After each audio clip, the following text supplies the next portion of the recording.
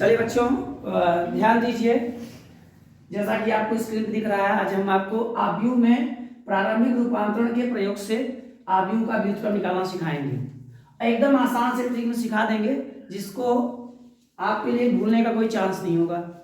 और हम आपको प्रयास करेंगे कि आपके मस्तक पर इसको छाप दें, ताकि जब आप किसी परीक्षा में बैठें आपको अगर आव्यूह का इनवर्स पूछे वो भी रूपांतरण मेथड से, तो आप इस तरीके से इसको सॉल्व कर सके। ठीक है, तो आइए हम एक्सरसाइज 3.4 का क्वेश्चन नंबर 16 लेकर आए हुए हैं। इसको हम सॉल्व कर रहे हैं। देखिए, सबसे पहले देखिए ए का इनवर्स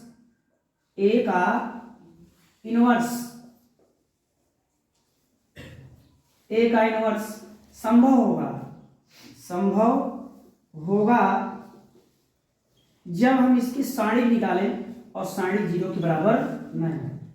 ऐसा नहीं कि हमको अगर कोई मैट्रिक्स मिल जाए और हम उसका इनवर्स हमसे पूछ ले तो हम डायरेक्ट इनवर्स ही निकालें।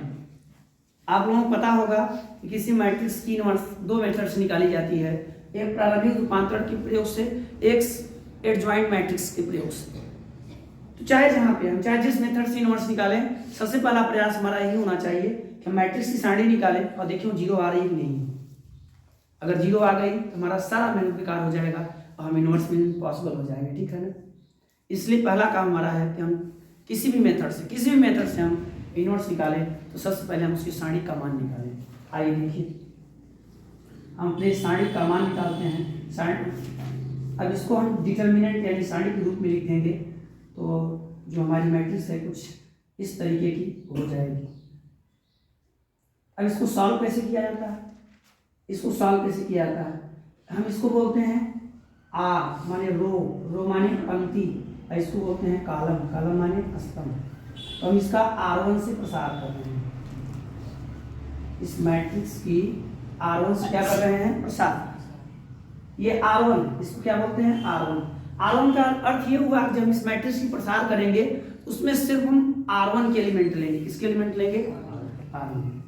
तो सबसे पहले हम बच्चों एक लेंगे। एक क्या है? एक A11 है। एक क्या है?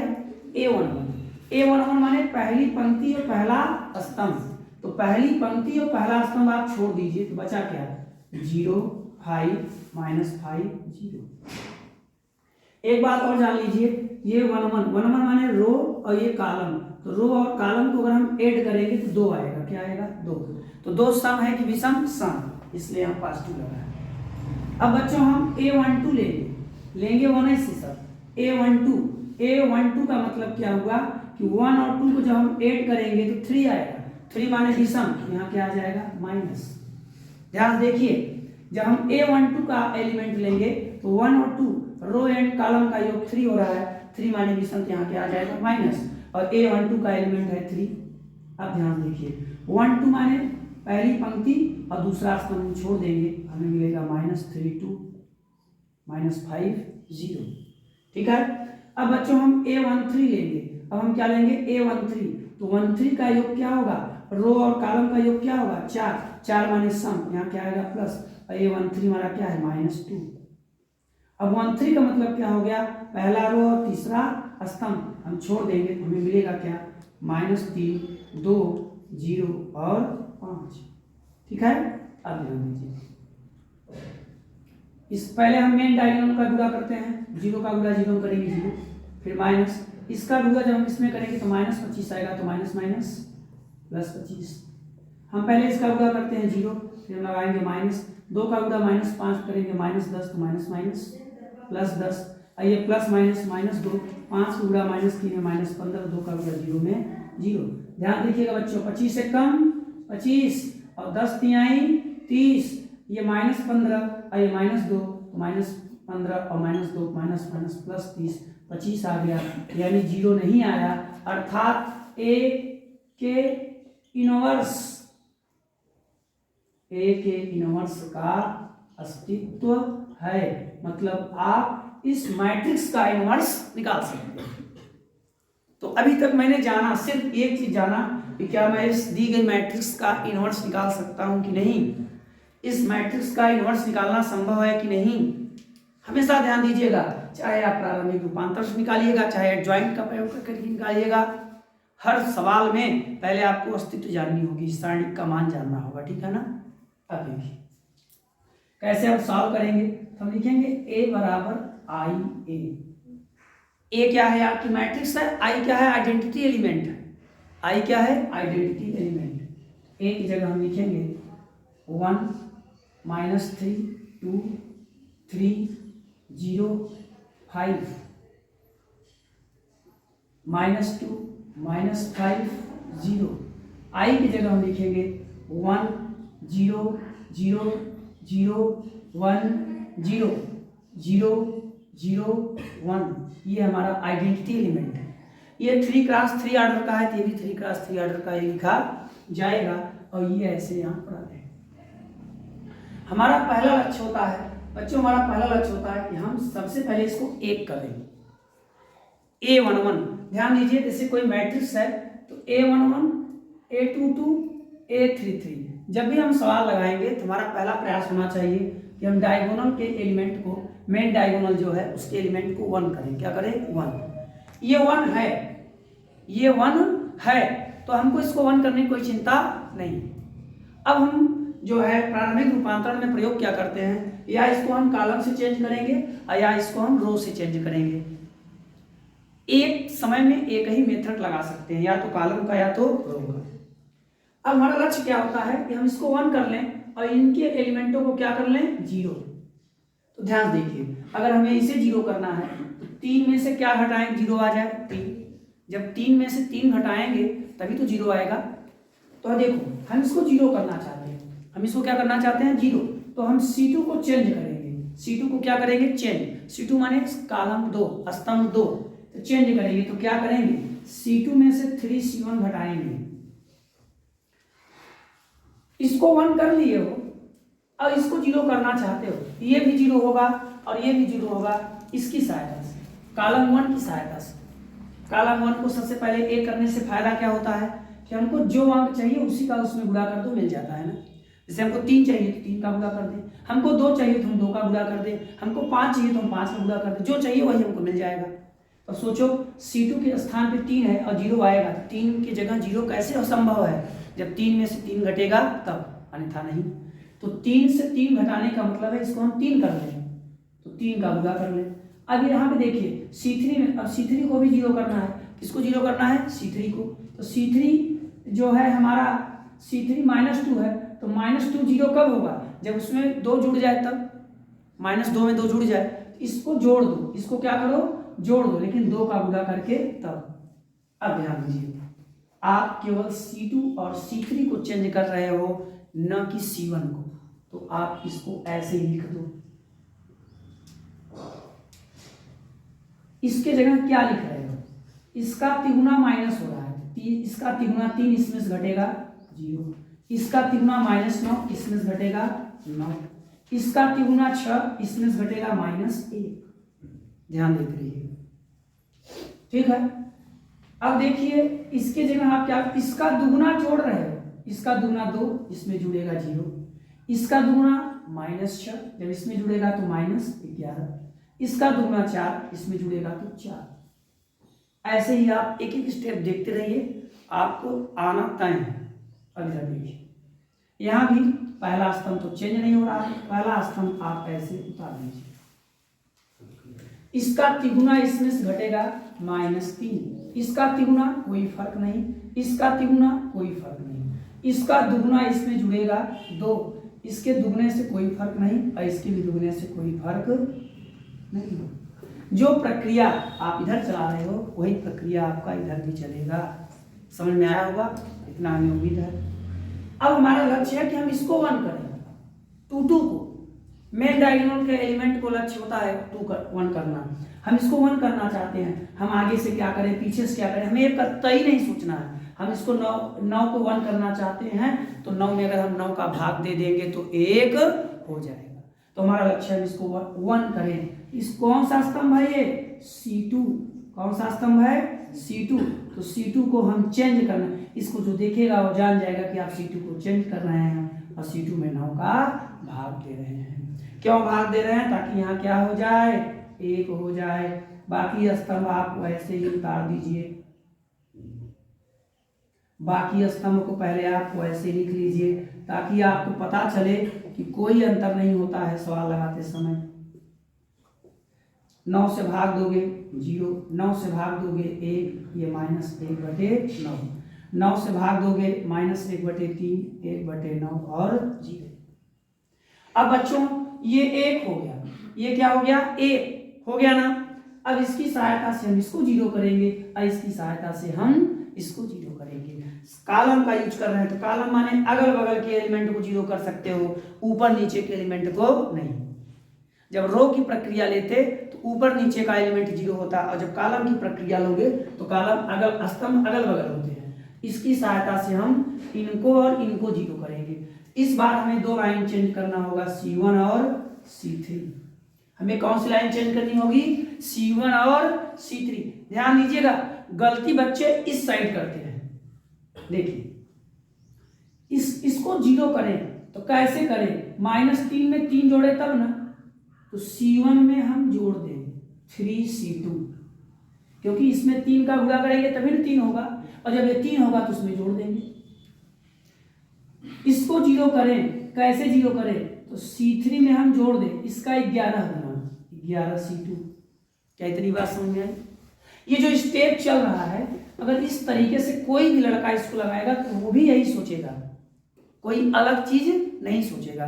बाकी तो प्रारंभिक रूपांतरण से इनवर्स निकालने के कई तरीके होते हैं कुछ, तो ध्यान दीजिए। तो अब इसको आगे हम यहाँ पे इसकी सहायता से इसको 0 करना चाहते हैं, तो C1 में हम जोड़ेंगे इसका 3 गुना, 3 गुना करेंगे तो 3 और जोड़ देंगे तो 0। C3 में हम जोड़ेंगे इसका 3 गुना, 11 गुना, सॉरी 11 गुना, क्योंकि 11 गुना करेंगे तो 11, 11 - 11 0 आएगा। हम जो है सिर्फ 2 स्तंभ चेंज कर रहे हैं, हम C2 को चेंज नहीं कर रहे हैं, तो हम C2 को ऐसे लिख दें। यहां भी हम C2 को चेंज नहीं कर रहे हैं, हम C2 को ऐसे लिख दें। हम चेंज करें C1 को, इसका 3 गुना उसमें जोड़ें, 0 का 3 गुना जोड़ने से 1 पर कोई प्रभाव, इसका 3 गुना इसमें जोड़ेंगे 0। यहां देखिए 2 में हम इसका 3 गुना जोड़ रहे हैं, 3 एकम 3, 3 त्रिका 9, 3 दूनी 6 में सेक जाएगा 5/3। ठीक है बच्चों, अब आगे ध्यान दीजिए। C3 की जगह हम क्या करेंगे, देखिए C3 की जगह हम क्या कर रहे हैं, C3 में हम C2 का 11 गुना जोड़ रहे हैं, इसमें कोई फर्क नहीं पड़ेगा। इसका 11 गुना इसमें जोड़ेंगे 0, इसका 11 गुना मतलब -11/9, और जब 4 में जुड़ेगा तो 9 चौके 36, और 36 में से 11 जाएगा 25, 25/9। ठीक है, ध्यान दीजिए, चिंता ना करें आप, बहुत सरल सवाल है। वही काम आप इधर भी करिए। C1 की जगह आप क्या कर रहे हैं, C1 की जगह C2 का 3 गुना जोड़ रहे हैं। 1 में जुड़ रहा है इसका 3 गुना, यानी -1 क्या आएगा 0, है ना। आगे ध्यान दीजिए, C1 में इसका 3 गुना 1/3 इसमें जुड़ेगा, क्या हो जाएगा 1/3, ये 0 ही रहेगा। C3 की जगह C2 का 11 गुना, इसका 11 गुना जुड़ रहा है, 3 त्रिका 9, 3 दूनी 6, -5/3। ठीक है, ध्यान दीजिए, इसका आप 11 गुना कर लीजिए, -11/3, और 2 में आप जोड़ रहे हैं, जोड़ेंगे 3 दूना 6, पे ही आएगा। अब आगे ध्यान दीजिए, ध्यान से देखिए, इसका 11 गुना 11/9 इसमें जुड़ेगा तो क्या हो जाएगा 11/9, और इसका 11 गुना इसमें जुड़ेगा तो 1 ही रह जाएगा। अब हमारा लक्ष्य बच्चों, हम A33 को 1 करें। किसको 1 करें, A33 को, हम इसको 1 करें। हम इसको 1 कैसे करेंगे, तो हम इसमें इसी से भाग दे देना, हम इसमें इसी से क्या करें, भाग दे दें। तो देखिए कुछ मत सोचो, बस आप C3 को 1 करना चाहते हो, C3 के A33 को इसको 1 करना चाहते हो, इसमें इसी से भाग दे दो, या उल्टा 9/25 से गुणा कर दो, उसी से भाग दे दो, या उल्टा कर दो भाई, 9/25 से क्या कर दो, गुणा कर दो। ध्यान से देखिएगा, बहुत अच्छा सवाल है। अब इस बार आप 1 को चेंज नहीं कर रहे हो, 1 वैसे ही है, 1 0 5/3 0 1 -1/9, इसमें गुणा करो कोई फर्क नहीं पड़ेगा, इसमें गुणा करो कोई फर्क नहीं पड़ेगा। 25/9 में 9/25 से गुणा करो 1 हो जाएगा। ये 0 1/3 0 -1/3 1/9 0, कोई फर्क नहीं। बस इसमें -5/3 में आप 9/25 से गुणा कर रहे हैं, 3 त्रिक का 9 और 5 बचे 25, -3/5 आएगा, -3/5 आएगा। क्या आएगा? -3/5। थोड़ा सा हमको स्पेस चाहिए, -3/5। ठीक है। अब ध्यान से देखिए आगे, आप 11/9 में 9/25 से गुणा करेंगे, आपको मिलेगा 11/25। आगे ध्यान दीजिए, आप 1 में 9/25 से गुणा करेंगे, आपको मिलेगा 9/25। ध्यान देखिए। अब आप इसको जीरो करना चाहते हैं, कुछ नहीं सोचना है। 5/3 में से जब 5/3 घटेगा तभी तो ये 0 होगा। सोचो, C1 को, भी इस एलिमेंट को आप 0 करना चाहते हो, तो C1 में से घटा दो। क्या घटा दो? 5/3 घटाओगे ना, तो 5/3 गुणित 1 माने C3। समझ में आ रहा है? आप इसको C2 को यहाँ पे 0 करना चाहते हो, तो ये माइनस में है, यही चीज इसमें जोड़ दो, माने आप 1/9 जोड़ दो, और 1/9 का गुणा 1 में यानी C3 करो, कोई फर्क नहीं पड़ेगा। देखो अब ये सब, ये 1 ये 0 पहले से था, ये 0 हो गया, ये 0 1 पहले से था, ये 0 हो गया, और इसको आप चेंज नहीं कर रहे हैं।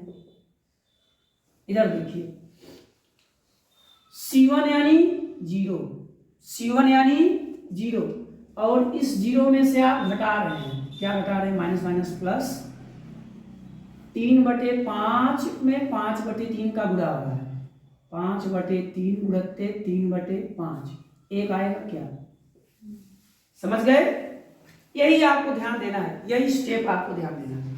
ऐसे 1/3 में से आप घटा रहे हैं, क्या घटा रहे हैं? 5/3 गुणते C3 यानी 11/25, 5 बचे 25, 1/3 माइनस 11/15, एलसीएम इसका 15 होगा, 3 बचे 15, 15 कम 15, माइनस 6/15 यानी -2/3, नहीं -2/5, -2/5।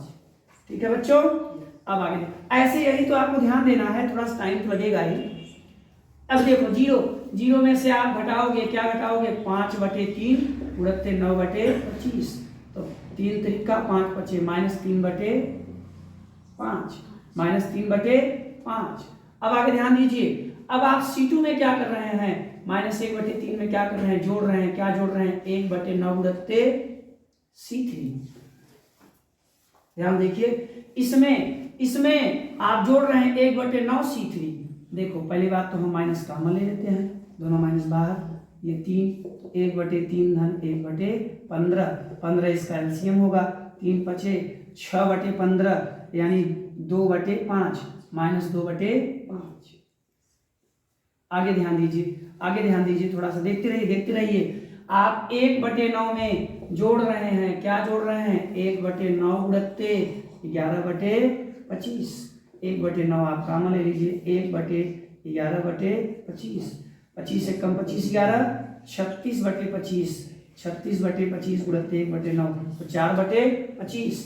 यहाँ क्या आएगा? 4/25। ध्यान देखते, एक और रह गया है, इस 0 में आप जोड़ रहे हैं, तो अगर इसमें गुणा करेंगे तो आएगा 1/25। अब तीसरा स्तंभ आप चेंज नहीं कर रहे हैं, तीसरा स्तंभ जैसे लिखा है वैसे लिखा रहेगा, और यहाँ आपका ए है, ये बन गया बच्चों I, ए चला गया इसके नीचे।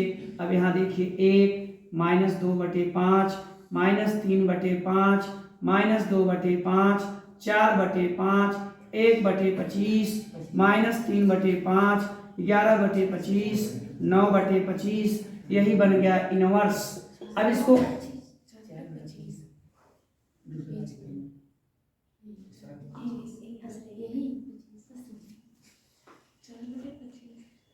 1 माइनस 2 5, 3/5, 4/25। अच्छा यहाँ पे 25 है। अब देखिए आप इसको ऐसे उतार दो, यही आपका आंसर हो गया। या आप 1/5 कॉमन भी ले सकते हो, या तो ऐसे उतार दो, आपका आंसर हो जाएगा। 1/5 कॉमन लोगे तो यहाँ 5, यहाँ -2, यहाँ -3, यहाँ -2, यहाँ 4/5, यहाँ 1/5, यहाँ -3, यहाँ 11/5 और यहाँ 3/5। ये भी आपका आंसर होगा, ये भी आपका आंसर होगा, नोट कर लीजिए।